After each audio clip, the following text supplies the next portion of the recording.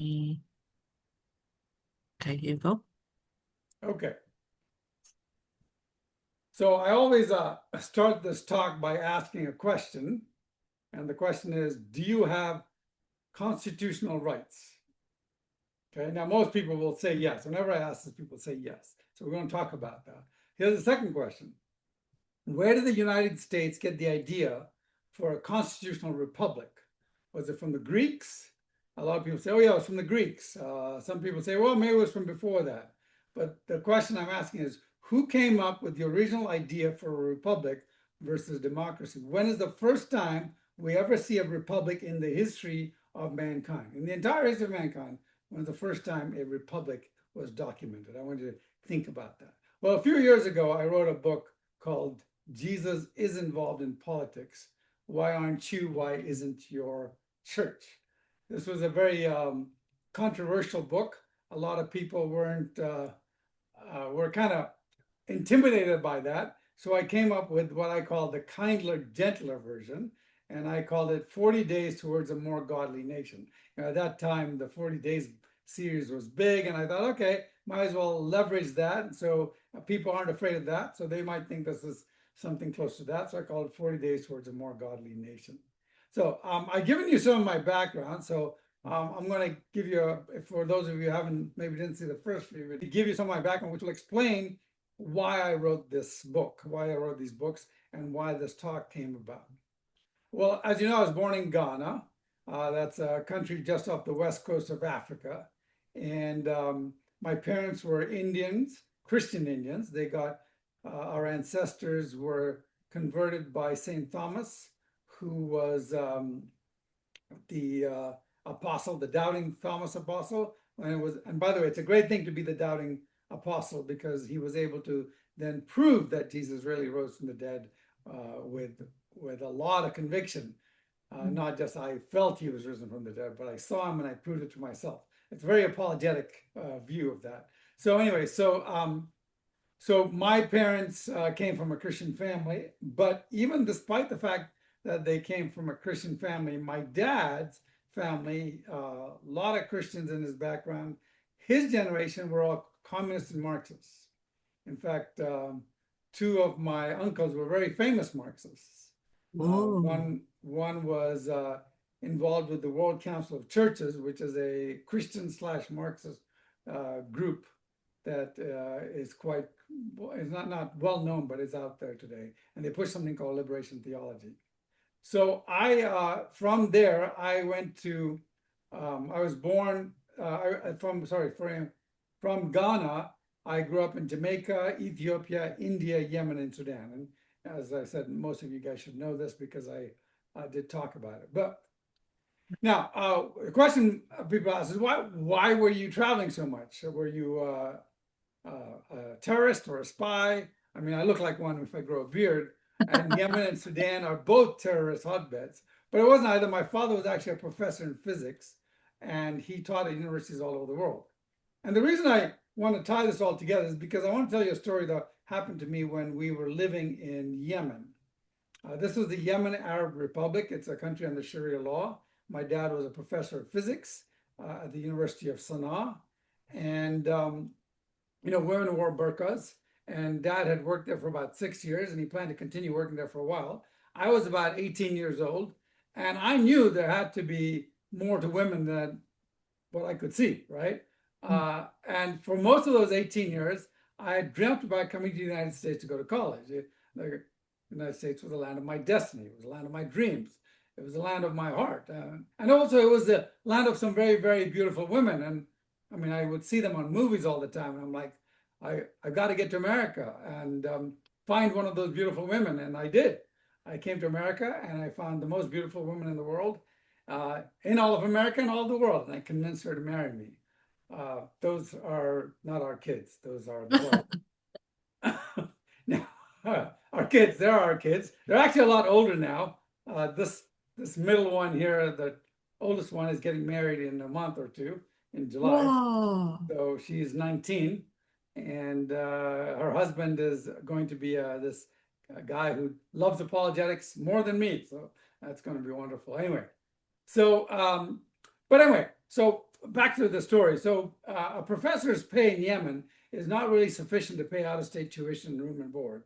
But my dad figured that if they continued to work there, they could use my dad could use their savings and afford to send me to America to go to college. So we made our plans. We saw no reason why my dad would have to leave his job. But I remember that afternoon. Back then they didn't have internet. They didn't have, it was very expensive to make a phone call. So they had something called telexes. And so I had sent my application by mail to Oregon State University. I got received my admission. I'd received all that. I'd even gotten my passport all ready to go. We were buying the ticket. And so, but that was about 2 months before I was to leave. And so about 2 months before I was supposed to leave, my father came home from work one day and sat us all down, and he said that he had been fired. Oh, no. And we said, wait, what, why? Well, it turns out that a fellow professor had committed suicide. And when the police went into the professor's bedroom, they found on the table, on his bedside table, they found a Bible with my father's name on it.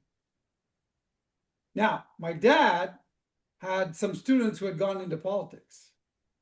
And that was very lucky because they came to him that very night and they said, hey, we found out this information about you and there's nothing we can do. You're going to have to leave within 2 weeks, otherwise the mullah is going to come after you. And so they said, look, and they were with the government of Yemen, but they can't fight against the Sharia law people. So they said, what we'll do is we'll move you to a safe house. And then within 2 weeks, but you got to wrap up your stuff and we can protect you for about 2 weeks. And then after 2 weeks, we know this is going to all come down and you're going to have to leave.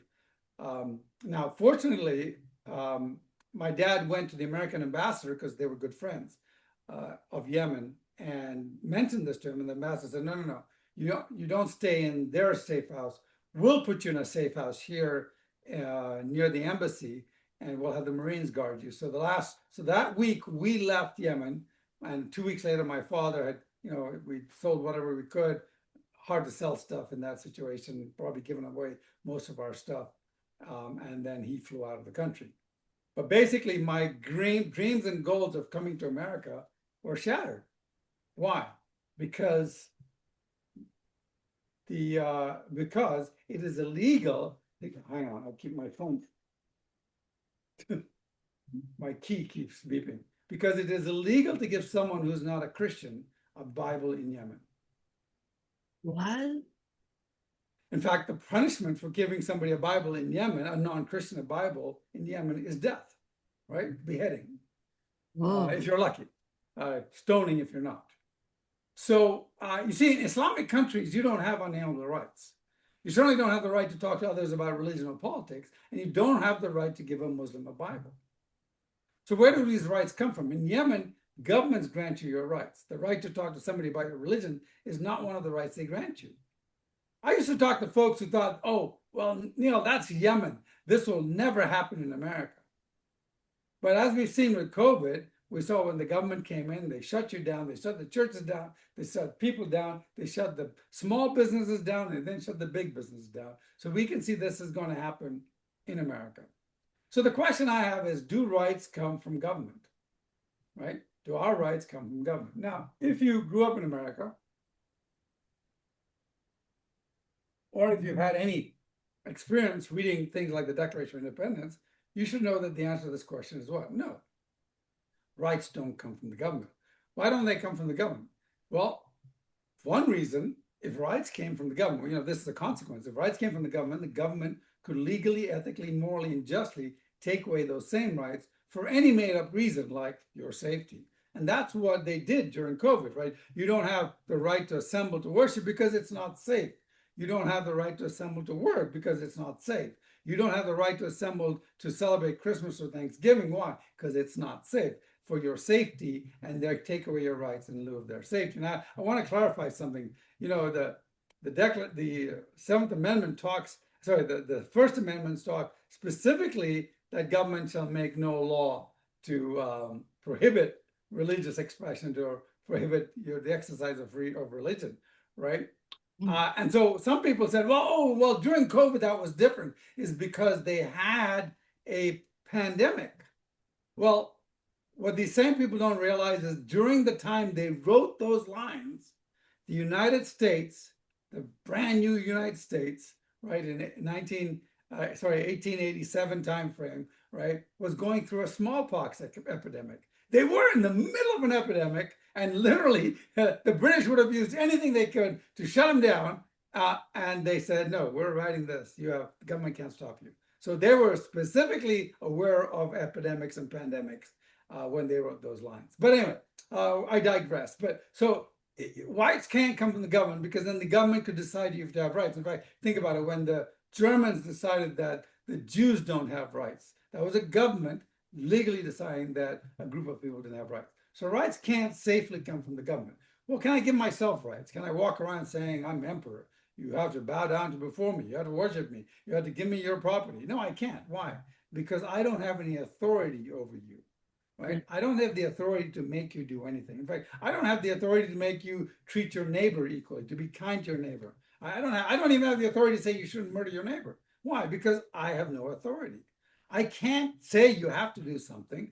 I can't make you morally obligated to me unless you have obligation. I have an authority of you. And we actually talked about this last week when we talked about objective morality, right? So it can't come from myself, and this is a review. So can it come from the masses? And again, last week we talked about how it can't come from the masses, because if it came from the masses, that's what the founding fathers called a democracy or a mobocracy, right? The founding fathers hated democracy.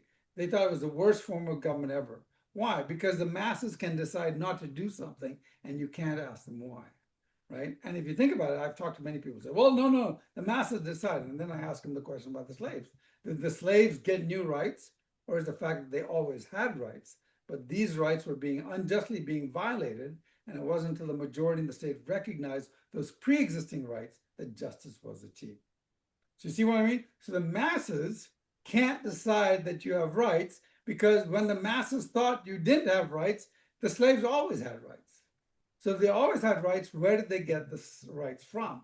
They didn't get it from the government. They didn't get it from themselves. They didn't get something from the masses. Where did they get it from? Well, last week we talked about it. We said the only place this could come from is somebody who has authority over every single human being, who can insist that every single human being treat every other human being equally. That's the only person who has authority over Hitler, to tell them to treat the Jews equally. Person over the slave owners, say you have to free the slaves, has authority over you to say you can't kill your neighbor. The only person who can do that is who? Well, the only person who has authority over every human being, by the way, is what? Is what the Declaration of Independence says. What? We hold these truths to be self-evident, that all men are created equal. They're endowed by their what? By their creator, with certain unalienable rights, that amongst these are life, liberty, and the pursuit of happiness. Now think about that. We got to that without using the Bible. We used logic and reason to arrive at that conclusion. But you might think, oh, well, Jefferson, he was a very smart man. He was a very smart man, but he didn't come up with this idea. Who came up with this idea? The Bible came up with this idea. And for 200 years before Jefferson wrote it down, it was being preached by pastors all over the world, all over the United States and England, right? Mm-hmm. This is not an idea that Jefferson came up with. This is an idea that rights come from God and not from the king of the government. In fact, I teach a class. I have a class where I show how, it's a short one, where I show how Jefferson took entire concepts from the Declaration of Independence, in the Declaration of Independence, from some of these sermons. Okay, so rights come from the Creator, right? Now remember I asked you a question. I said, do you have constitutional rights? Well, the answer is no, you don't have constitutional rights. And people are like, what? Well, let me explain. The Constitution doesn't give you any rights. Read the Constitution very carefully. You will see it doesn't give you a single right. Even when you come to the Bill of Rights, those are not rights that it gives you. It says what? Government cannot infringe upon the rights you already have. The Constitution is written to stop the government from bothering you or from oppressing you. It's not written for you to, there's nothing in the Constitution that says you can't oppress your neighbor. That's in your local laws. That's in your city laws, your state laws, right? And that's in the federal laws, right? But that's not in the Constitution. The Constitution doesn't talk about it. The Constitution is written for one sole purpose, and that's to stop the government from violating your rights. Now, if the government violates your rights, how can the government give you rights? Obviously, they don't. And here's the thing.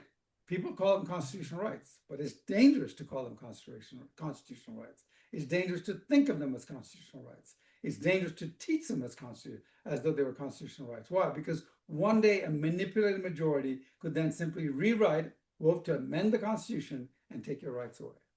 That's right. As long as these are rights that come from God, they can't touch them. Now they can say there is no God, but that doesn't usually work very well because people eventually realize that that makes no sense. And here's another thing. There's nothing in the Constitution that applies to you, right? All of it applies to the government. Okay, now, as you know, I teach apologetics, which is what this class is about. And what's interesting about that is I've traveled the entire world, as I noticed, and I've become expert in multiple religions. As our first class, we talked about that. But I can tell you something very important. Of all the religions I've studied, the Muslim God does not say all men are created equal. The 3 million Hindu gods do not say all men are created equal. In fact, the Quran says that women are lesser than men and non-Christians are lesser than Muslims. I'm sorry, non-Muslims are lesser than Muslims. In Hinduism, you have a caste system. The Brahmins are higher than the Kshatriyas, higher than the Harijans and all that stuff, right? Buddhism is atheistic, so there's no authority. There's no God given authority to give anybody rights. And you can go through all the other religions, especially the ancient ones. Some of the newer ones try to borrow, like Sikhism tries to borrow equal rights, but they borrowed it from Christianity, not from Hinduism, not from Islam. They borrowed it from Christianity because there's no precedence for that in any other religion. So basically, here's the reality. The biblical creator equal unalienable rights. It's God who says all men are created equal. God of the Bible. So if you take the Bible or you take the creator away, guess what? You have no unalienable rights. Mm.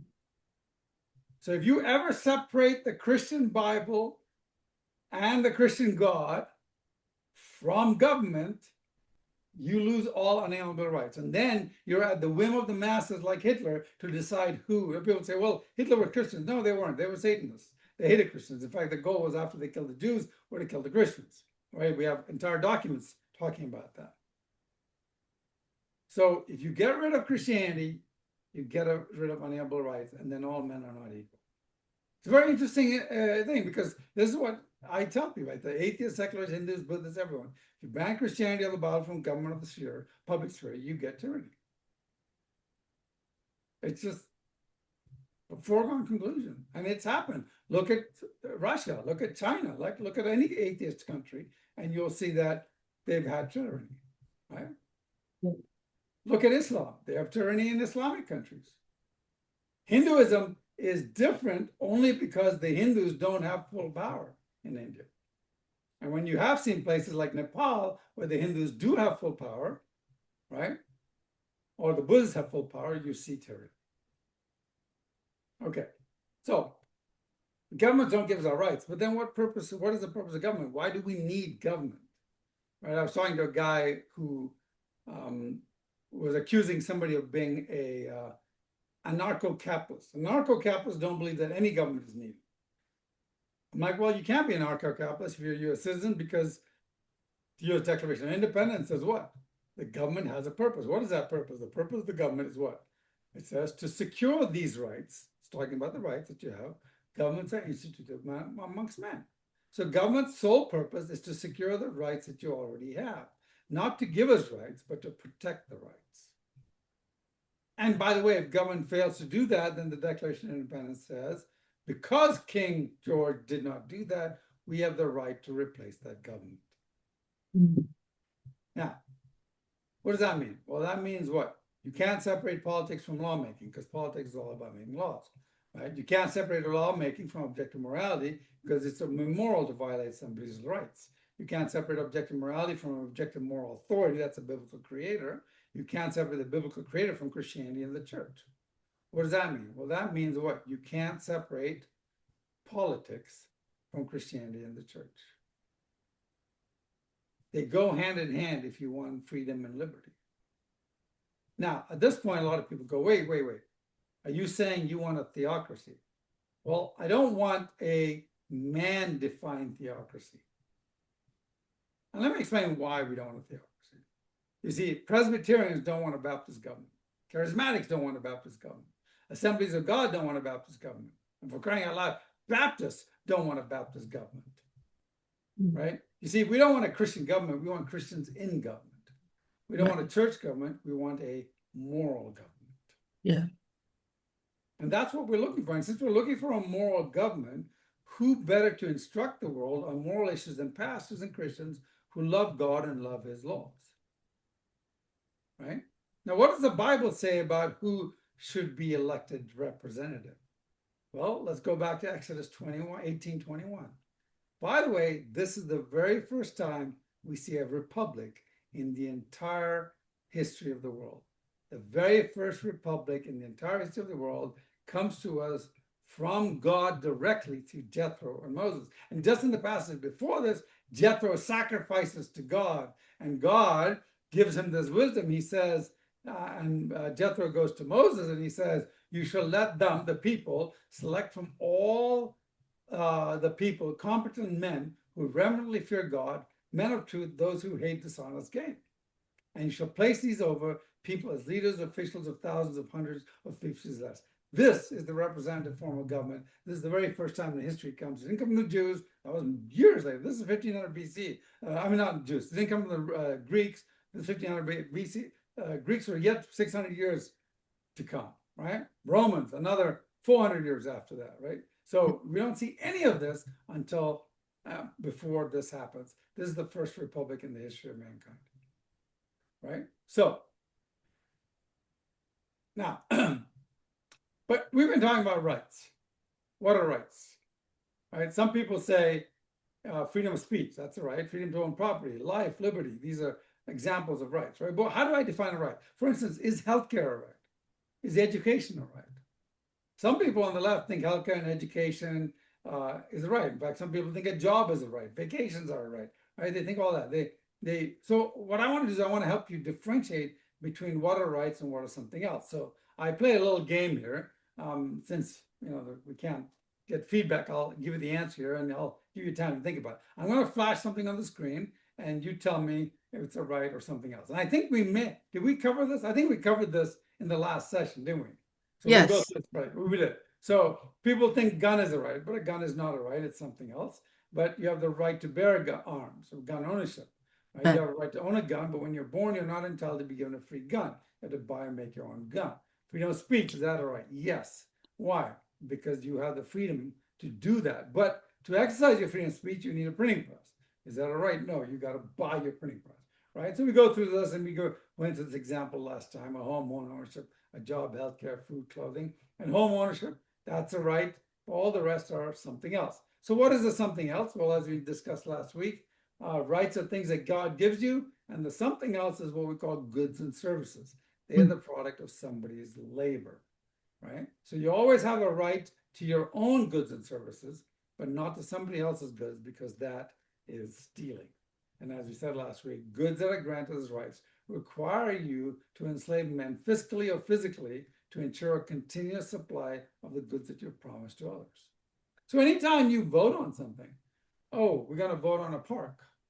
You go, well, is a park a good or a service? Or is it a right? Well, it's a service, right? It's goods, it's services, it's land. Why should you force your neighbor to pay for somebody else's access to goods and service? Oh, but we all want a park. Fine. Get a park yourself. I mean, get your money together voluntarily and use the park. Buy some property and get a voluntary use of the park. But don't force people who never go to the park to ever use the park, right? What about education? Well, if you send your kids to public school, then you're forcing everybody else to pay for your education. All right, is that moral? No, you're enslaving some men fiscally and physically to ensure a continuous supply of this education that you've promised to others.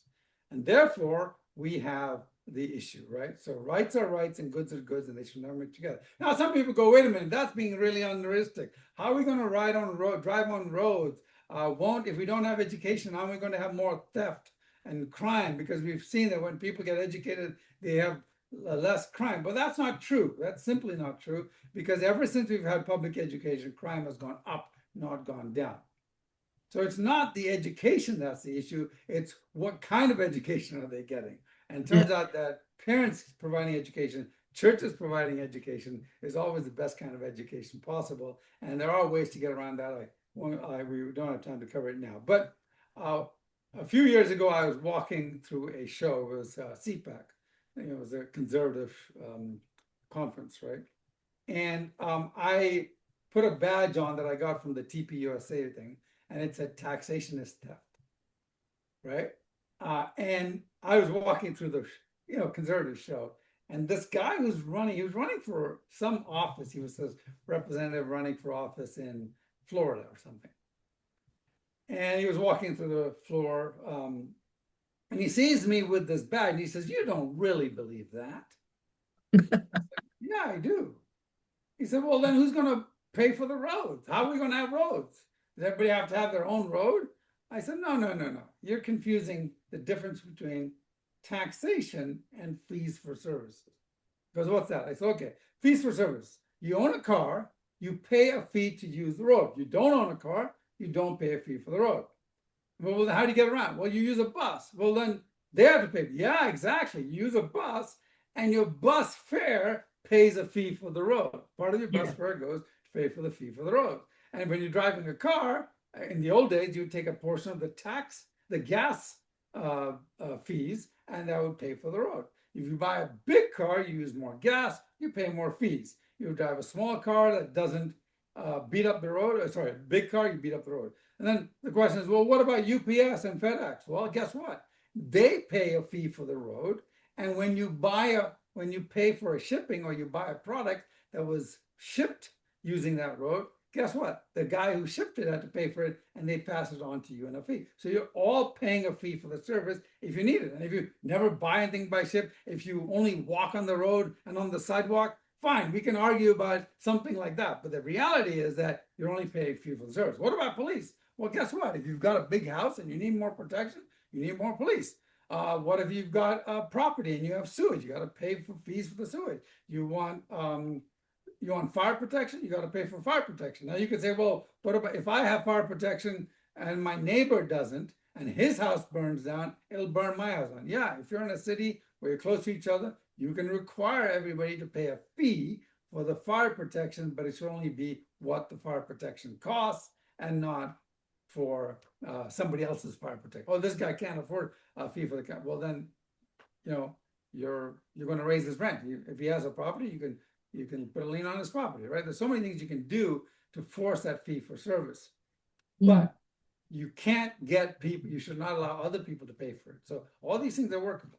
Furthermore, coming from a very Marxist family, the Bible, I can tell you, the Bible refutes socialism. Why? Remember the 7 deadly sins, right? Yeah. You can remember it with this acronym WASP, like wrath, avarice, sloth, pride, lust, envy, gluttony. And I want to look at these two, greed and laziness, right? Socialism says that all men will work as hard as they can, as much as they can, and take as little as they need, right? All men will work as much as they can and take as little as they need. But what does the Bible say about sin nature? Sin nature says nobody's going to work as little as they need. Nobody's going to work as much as they can. They're going to work as little as they need. And as far as taking, they're going to take as much as they can. So guess what happens whenever you work as little as they need? You run out of supplies. When you take as much as they can, you run out of supplies. And so you end up with Venezuela. Venezuela used to be the richest country in South America. Lots of beef, lots of oil. Now they're starving, right? Of course, now with Trump and all that, maybe things will change. But the reality is that what happened? They went to socialism, and everybody worked as little as they can, and they took as much as they can, right? So this is the problem with socialism. And as a result of socialism, you will see that socialist countries are poorer than American countries. In fact, this actually is old. At the time of this writing, Sweden, a socialist country, was poorer than all but 13 of the United States. And the United Kingdom was poorer than every single, this is the arrow down here, isn't it? Oh, that's Turkey, so that's UK. UK was poorer than every single state in the US. And now I found out that it's even worse. Sweden has also dropped much lower too, right? Socialism just simply doesn't work. Okay, now here's what's interesting. What most people realize, so because by the way, if you ever argue with socialists, they'll say, well, you're a capitalist, and capitalism never works. So here's what I see. I don't say socialism is wrong. I say you claim you're against rich capitalists taking advantage of the poor. Well, I agree. But what you're really arguing about is crony capitalism, because I'm against it too. But socialism is not the solution to crony capitalism. Socialism doesn't end this cronyism. It simply changes the uniforms. The capital, the factories, the money and power all still exist. Think about it. In socialism, all the money, in capitalism, the money is controlled by the capitalists and they have to pay the politicians to stay in power. But in socialism, all the money and the power is with the socialists, with those in power, with the government, and they keep their countries poor. So you're not getting rid of capital. The capitalism now is the same capitalism, it's just owned by the same people. Before it was owned by the corporates, and then after it's owned by the capitalists. The answer to crony capitalism is to stop crony capitalism. How to stop crony capitalism? You have a law, you have a rule that says no laws can apply to industry that doesn't also apply to the individual or the poor person. In other words, you give a break to Amazon for bringing in thousands of jobs, you got to give the same tax break to mom and pop stores. That's one quickest way to stop crony capitalism, right? Yeah.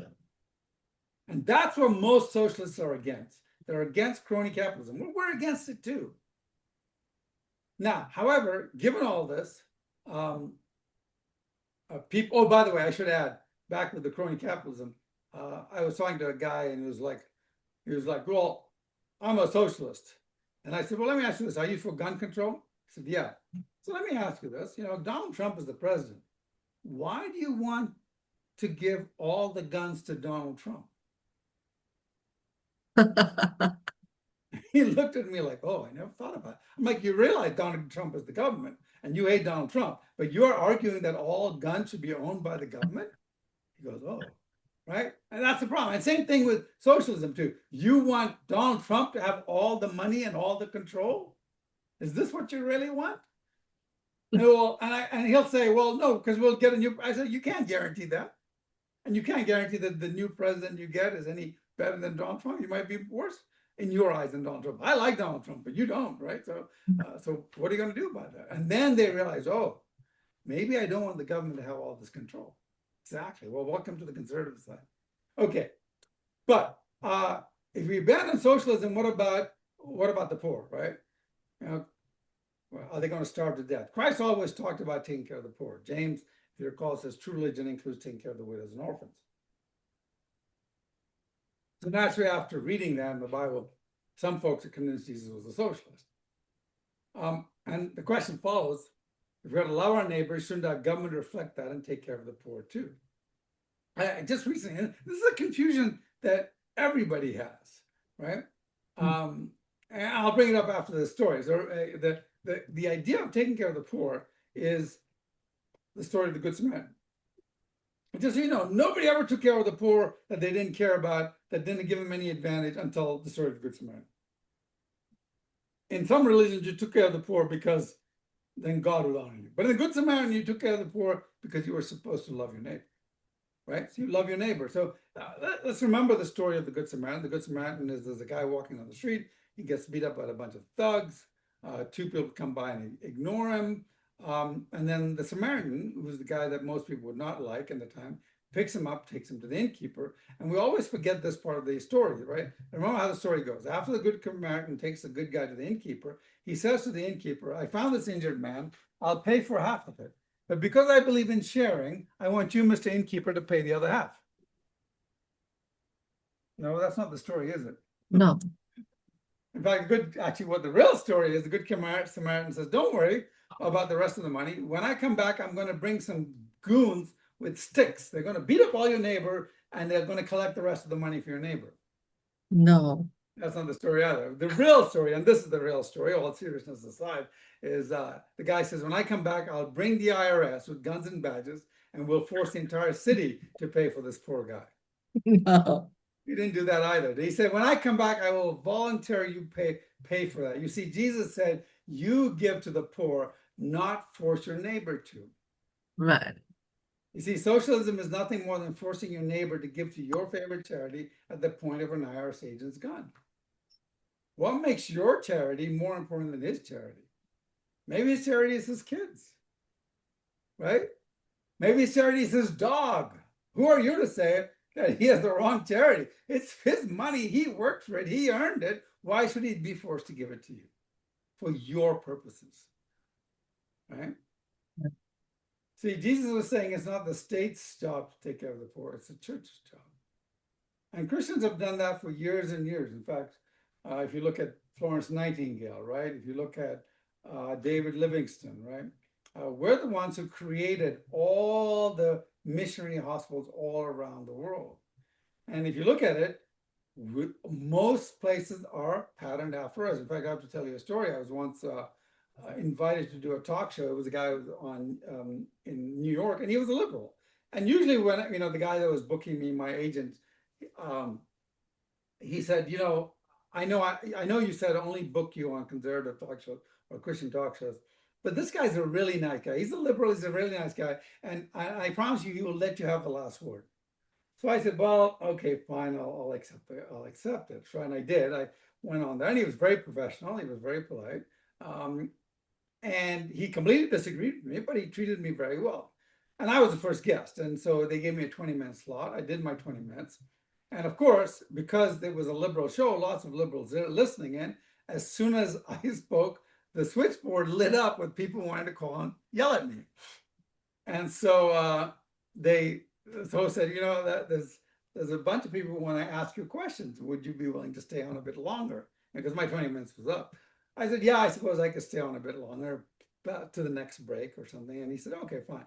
So we stay on, and these people kept calling. And they're all like yelling at me, calling me names, and I'm answering them. And the great thing about this host is he lets me have the last word. So, which is great, because they say, and I'll answer it, and then he'll say thank you, and he'll go to the next guy, right? So they don't get the last word. So I feel some comfort that I'm actually getting something done.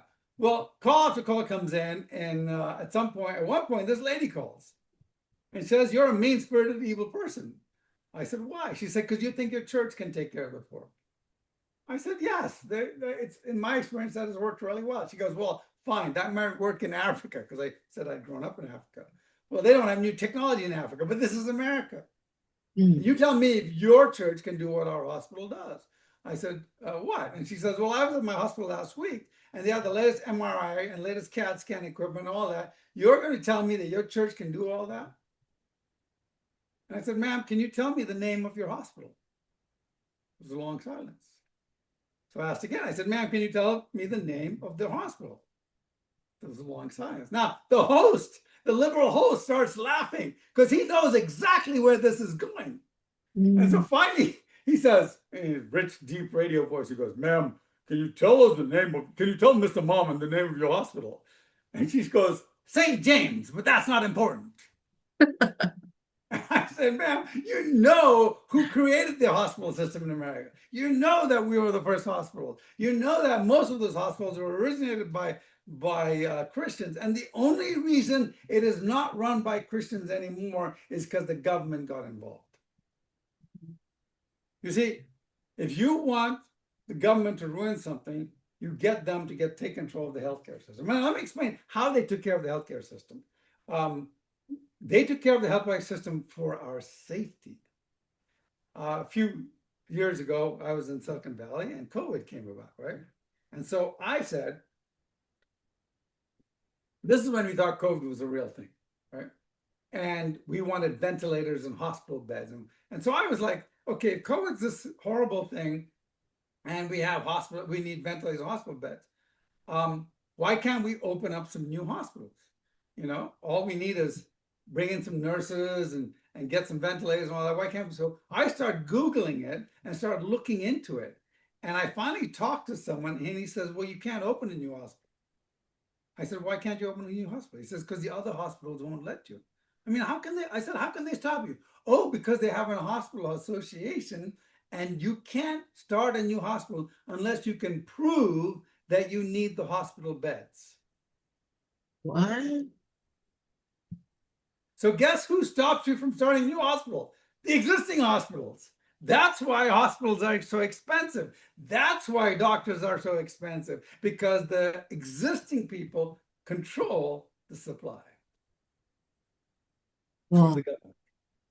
This is crony corporatism, right? We talked about it. All our problems are so, and this is the same problem that socialists has as I have. And by the way, if governments were good at it, it would be one thing, but governments are not good at it. It turns out governments are horrible at this job. In most cases, the charity will spend about 5 to 6 times as much money than a private organization. A few years ago, City Team sent out this thing. And it says, City Team in San Jose, it says it costs the city between $40,000 to $60,000 to care for a homeless person. It costs City Team $12,000. Well, I was holding an event, and the mayor at the time was Sam McCarter. So I invite Sam McCarter to speak to my group, to the VAC. So he comes to speak to the VAC. And during that, I asked him this question. I said, I'm the president, I'm the host. So he has to answer my question. He can ignore other people's questions, but he has to answer my question. So I said, Mr. Mayor, can I ask you a question? He said, yeah, sure, of course. He said, yeah, Neil, go ahead. And I said, I just have this flyer here. It says it costs the city between $40,000 and $60,000 to care for a homeless person. It costs City Team $12,000. Why are we not letting City Team handle all that? By the way, that's all donation money. That $12,000 doesn't come from the government; it comes from donations. So it basically going to cost the city government $0 if we just let City Team handle it and we promote City Team and not give them money. Because if the government gives City Team money, then it's the same thing as the government running it, right? It's you don't want that. So his question to me was not, oh, I didn't know that. His question is, where did you get those numbers from? Well, I didn't know it at the time, but the guy who wrote the ad was sitting in the audience. And he raises his hand and he says, Mr. Mayor, I'm the guy who wrote that ad. He was a black guy, and he said, I wrote that ad, and what I didn't say in the ad is that after and he said, I got those numbers from the city website. In fact, that 60,000 is probably underestimation. The website actually came up to $67,000. So of course, Sam McCarter says, I'll have to go look into it. Of course, he never does, and he never gets back to us. But that's the point. And here's what's interesting is because afterwards I went to the guy and said, wow, I didn't know you were here. Great to meet you. I didn't know who you was because I just got this in the mail. And he says, well, what I didn't say was after we spend the $12,000, the person is off the streets. But when the city spends $60,000, the person goes right back on the street the next year. What's that 60,000? It's crime. It's fire, it's cleanup, it's diseases, it's all these things that they have to mitigate. Cleaning up all the places, disinfecting all the places, cleaning up all their feces and everything, right? And he says, but after we spend the $12,000, the person's off the street. You see, churches are much better at doing this than cities. It's actually unloving to let the government continue to be in the business of charity when we could help 5,000 to 6,000 times the number of needy people with the same amount of money, and it wouldn't have to come from the government. Yeah. Now, of course, we can't get there overnight. People will be dying in the streets. The church must first take back the leadership and then resume its proper role. Amen. Now, what's interesting about this is I gave this talk once, and right afterwards, a guy came up to me and says, well, I said, yeah, come on. I think, aren't you being a bit unrealistic? I said, why? He said, look, last year we spent about $1.2 trillion in the federal government to take care of the poor. Are you saying that your churches, same question with the hospital, are you saying your churches can do this? And I said, yeah, I think we can. He goes, really? Where are you going to raise $1.2 trillion? I said, well, we don't have to raise $1.2 trillion. If we're really 5 to 6 times more efficient, we only have to raise about $250 billion. And he did this. He goes, yeah, $250 billion. Where are you going to get $250 billion? I said, oh, that's easy. I said, why? He said, how? I said, well, you see, last year the church gave over church and American conservatives gave over $470 billion to charity. Whoa. That's 9 times more than, and these are individual Americans, right? A majority of it, 75% of that is individual Americans, not not corporations is only 4% of that. Right? Go back to the other slide. Right? Corporations are only 4%. Foundations are 13%. Individuals are the majority of that. We give 9 times more than next closest to Germans, 11 times more than next closest to Italians. Americans are the most giving people in the world. In other words, all we'd have to do is increase our giving by 50%, and we could wipe out the federal government's charity needs. And also, you know, it'd be one thing if charity worked, but it doesn't. I mean, the problem is you can see for the last 3 decades, and this is only 2003, so if you add 2 more decades, last 5 decades, poverty's been about the same. It goes up and it goes down. We're not winning the battle of poverty, right? So this explains why socialism simply won't work. Okay. Let me ask you this. What is the job of politicians? I kind of explained what politics was. Politics is about what? Making laws. Right. Why are there laws? The law is there for a purpose. What's that purpose? Why did God give us a law? Right? If you look at God's laws, right? God gave us a law, do not kill, do not steal. Was it to protect God? No. None of it is to protect God. All of it is to protect us. And the more you follow God's laws, right? The more we follow God's laws, the happier, healthier, safer, and mutually prosperous we'll be. So our laws should be like God's laws. Our laws should be there to protect life. And if our law messes up and doesn't protect lives, people will suffer. The question is, who will suffer first? The rich or the poor? The powerful or the victims? Wall Street or Main Street? It's always going to be the poor, the victims in Main Street, right? They're the ones going to, so in other words, it is, if you care about the poor, you have to care about passing godly laws. And in my book, I talk about examples of when we passed ungodly laws, like when we allowed no-fault divorce, the number of divorces went up, the number of abuse, because of divorces went up, the broken families went up. And as a result of the broken families, there were more kids who did drugs, who got murdered, who did suicide. Their grades went down, violence everywhere, right? Yeah. Because we violated one of God's laws. Now, at this point, somebody will say, well, that's okay, but Jesus wasn't involved in politics. I've given this talk to a group of kids, youth one day, and this young gal raises her hand and says, well, Jesus didn't get involved in politics. He didn't try to change the laws of Rome. And Jesus didn't do it, then we shouldn't do it. Well, the crowd suddenly went silent. And that's when I decided I got to write a book called Jesus is Involved in Politics, right? Well, first of all, if Jesus didn't do something, that does not mean we shouldn't do it either. Jesus did not fight against slavery or racism either. Right? That doesn't mean that we should never fight against racism or slavery, right? Jesus never started a new tech company. Does that mean we should all be Amish, right? Or Luddites? He didn't get married. Does that mean we should all be single, right? But on the other hand, if Jesus did something, perhaps that's good reason for us to remember that, for us to do it, right? So here's the claim. Jesus didn't get involved in politics. Well, this is just simply false and a misunderstanding of history. Well, what about what Jesus didn't get involved in politics of Rome? Yeah, he didn't. You're right. He didn't seem to care much about Caesar. In fact, he doesn't. The only time he mentions Caesar is when he does with the coin, right? Well, let's look at Jesus in the politics of Rome. Should he have gotten involved in Rome? Well, the Romans, Jesus was not a Roman citizen, was he? He was a Jewish citizen. Yeah. And when we were governing Iraq, remember when we were governing Iraq, do you think an Iraqi citizen could come here and start petitioning to change our laws? No, because he's not a US citizen. He's an Iraqi citizen. He has no say in the matter. So when we look at Jesus, he is not a Roman citizen. He can't get involved with the Roman laws. He can't get along with the Roman politicians, but he could get involved with his own politicians. Well, some people think, well, wait, I thought the Romans ran the politics of Israel, of Judea. Well, no, that's not true at all. Remember when you were running Iraq, they ran their own elections, right? They did their own politics. Because why? Because the US government did not have enough manpower to run Iraq.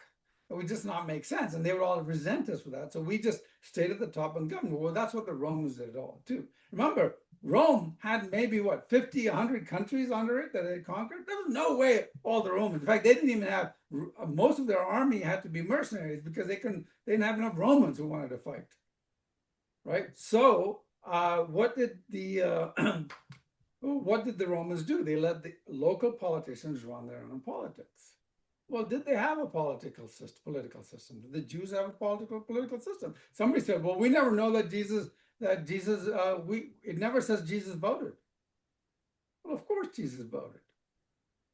Would he ever disobey the Torah? Would he ever disobey the Bible? Would he ever not vote for a representative that is prescribed for the very first time in history in the Torah? You shall select from all people competent men who reverently fear God. Do you think he would not participate in that? Oh no.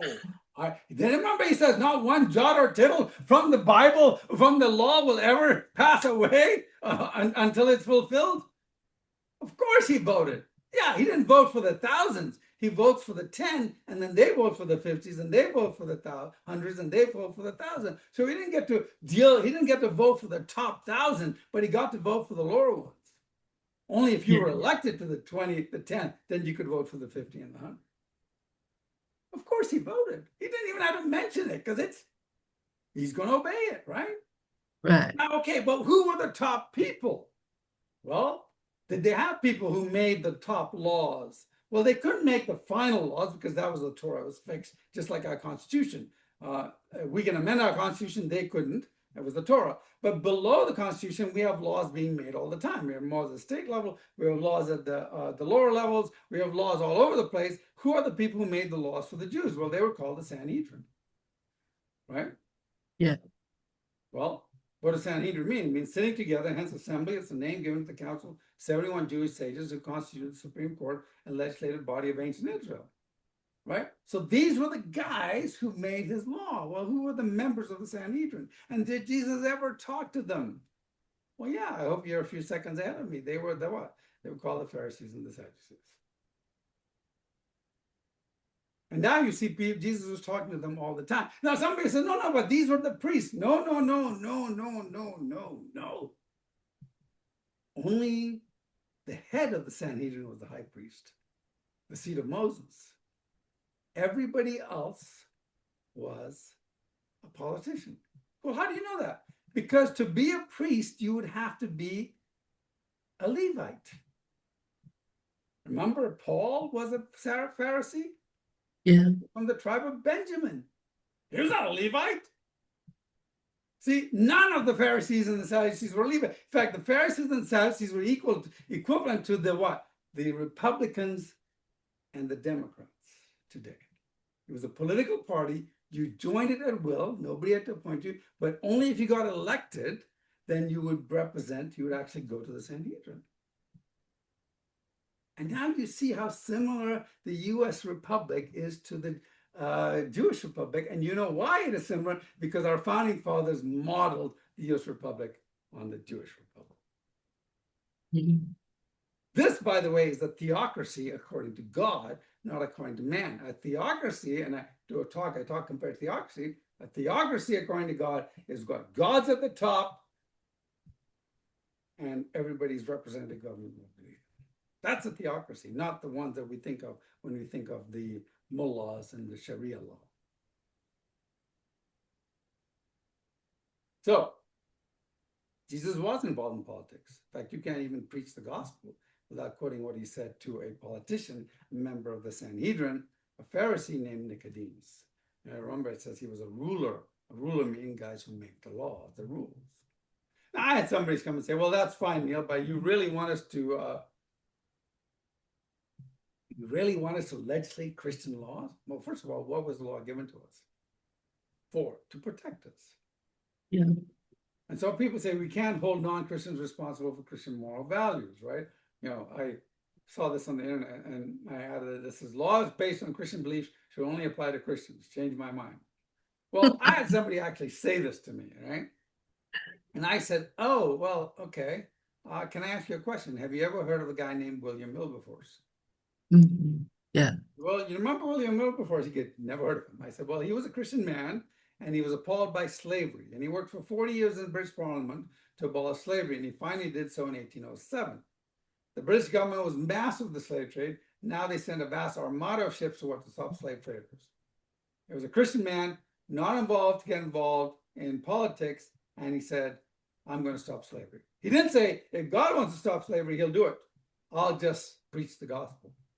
By the way, if somebody ever says, you know, my job is just to preach the gospel, you should say, oh, I suppose you're okay with child prostitution. Or how about slavery, gladiatorial combat, and elder abandonment? But like, why am I okay with that just because I want to preach the gospel? So because you see all these laws?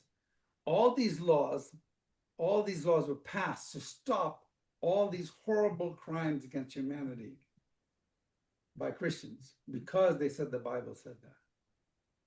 You want Christians involved in politics. And here's the thing, here's the kicker of all that. If you don't think you should be involved in politics and you think you should only preach the gospel, well, guess what? The gospel was preached for 200 years in two of the most Christian nations in the entire history of the world, the United States and the United Kingdom. And slavery still continued.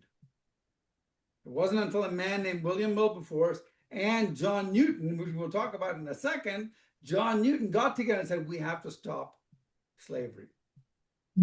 They didn't say, oh, we'll just preach the gospel and slavery stops. No, we got to preach the gospel, but we got to stop slavery. You can do two things at the same time. And in fact, if anything, preaching the gospel helped, stopping slavery helped expand preaching the gospel. You see, even atheists should want Christians in politics because even atheists today don't believe that slavery, child labor, child marriage, and bride kidnapping should be legal. You know why? Because when you change the laws, you change the culture. Yes. And then there's William Wilberforce. William Wilberforce was not William, but John Newton. John Newton, when Wilberforce was thinking about stopping slavery, William Wilberforce said, I'm going to become a priest. And John Newton, Pastor John Newton, who wrote Amazing Grace, goes to him and says, no, you can't do that. You have to stay in Parliament. You have to be a minister and you have to stop slavery. And it took him 40 years to stop slavery. And then 60 years after it was stopped in England, that movement came to America as the Free Earth Society, and nothing was happening in America. And so a bunch of Christians got together and they started a party called the Republican Party. And the Republican Party was specifically created to what? To stop slavery.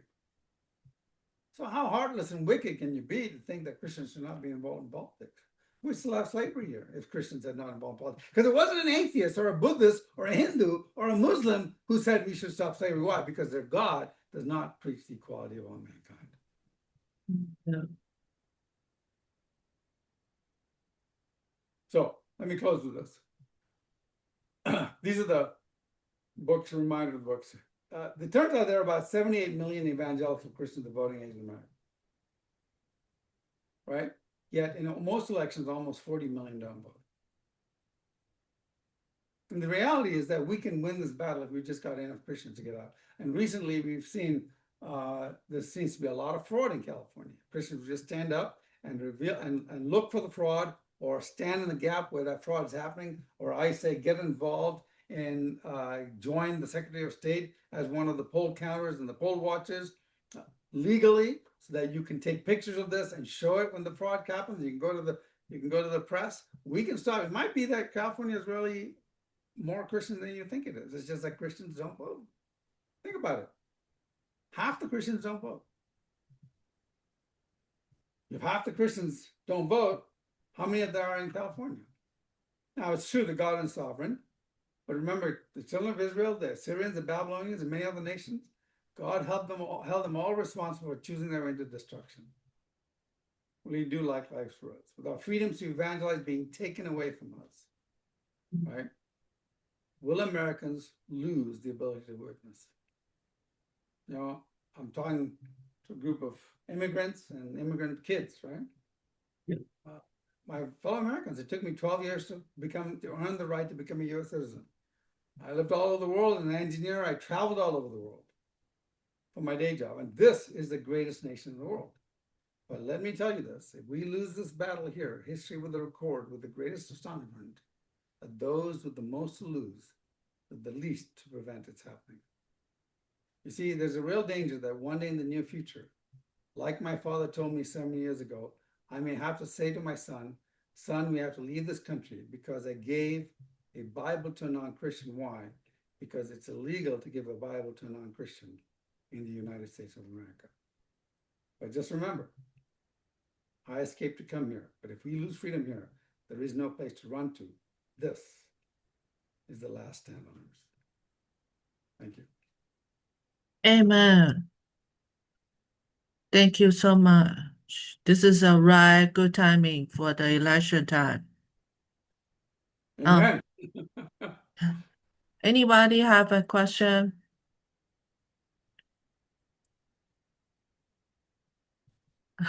Sometimes. One day I heard there was a YouTube channel, two pastors talking about the political things. And then I was so mad. There was a Chinese pastor. And I bought your book. I sent it to them. I say, please read this. And I didn't know if they read it or not. Yeah, But I just leave it to them because they are Oh, pastor. yeah. Hopefully Yeah. God will convict them. So I appreciate. Especially Chinese pastors, right? Right.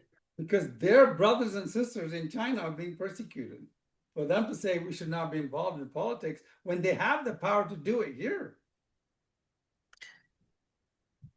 Yeah, it's so unfortunate that people, yeah, only when they in the situation, then they will think. Yeah. Right. Yeah. So I guess we don't have any problem. I'm gonna upload this one tonight and share to everybody. Great. Okay. Hopefully All they'll right. watch it. You can ask them to watch. If they watch any of them, they should watch this one. Especially now the elections are next month, right? June? We're gonna receive the ballot this week. Okay. Yeah. And I'm gonna share with your voting guide. Oh yeah. Wendy's voting guide. Yeah. Great. Right. All right. Okay. Thank you all. Have a great day. Good night. Yeah. Bye. Bye-bye.